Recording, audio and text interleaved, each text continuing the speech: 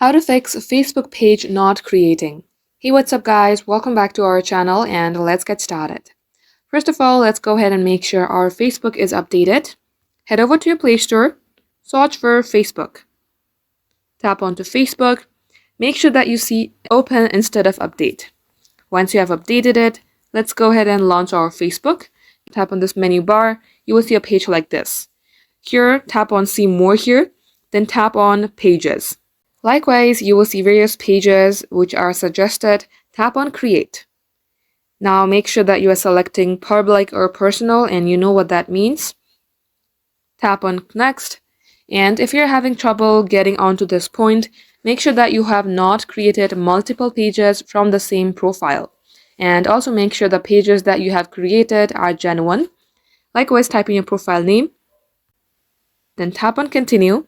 Tap on Create Profile.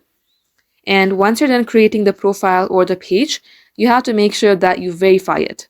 You can either enter your email address in order to verify your page or upload only genuine content that are under the terms and conditions of Facebook.